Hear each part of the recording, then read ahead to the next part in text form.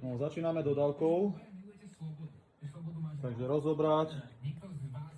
Za všetko dole ideme to očistiť. Pripraviť.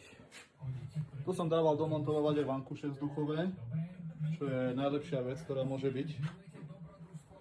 Tak teraz si to môžeme pozrieť, ako to vyzerá a ako to bude vyzerať potom.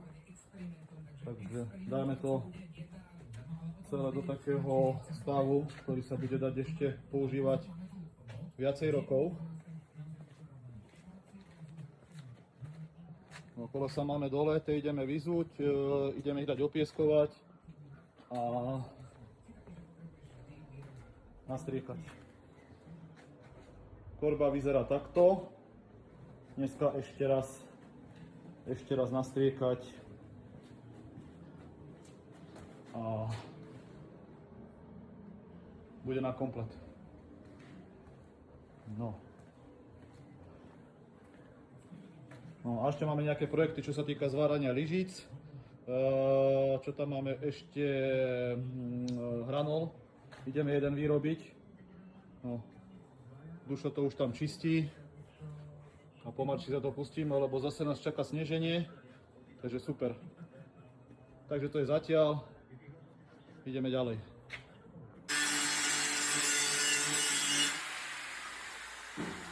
Ľudia potrebujú vidieť iskry sa na lepšie časy.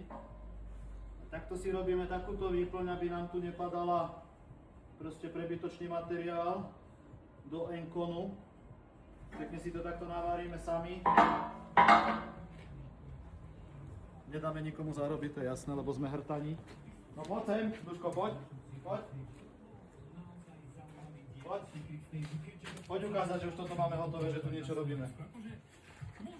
No, toto už máme to len bodnuté a pripravené na robotu. Mercedesa sme vyvapkovali, teda Duško vyvapkoval, pripravil na striekanie. Budú sa striekať časy na novo, striekať sa bude vlastne tento vrchný rám. Svetla pôjdu dole, ale až pondelok garáži, kamera nová. A tu môže zabrať. Toto pôjde dole, celé to vyčistíme a celé toto sa nastrieka. Podbeh meniť nebudeme, lebo sme rajdáci. Tak ten iba tak zakamuflujeme ako klasickí stavbári, hej. Tak toto sa ešte môžeme ísť pozrieť sem do dielne, čo sme tu vymysleli. Takže máme tu takéto okrasy poprišrobované a takto sme si to. Tu máme takých 25 stupňov teplúčko a tu si vyparujeme tie disky, ktoré sme už natoč. Taký najkrajší výber, taký najkrajší, čo máme. Takže už pomaličky nám schnú, ešte ráno ich od nejakej 5. nastriekame, ešte v pyžame a bude to hotové. No poď, ešte sa zabudol Duška pochváliť. Mali sme tu brit, ktorý nám zostal ešte z Caterpillaru originál, náš šmykača 199 cm dlhý a potrebujeme robiť hranol, druhý, ktorý budeme vyrábať možno o týždeň, tak som ho dal Duškovi rozrezať, aby sme mali na dve strany.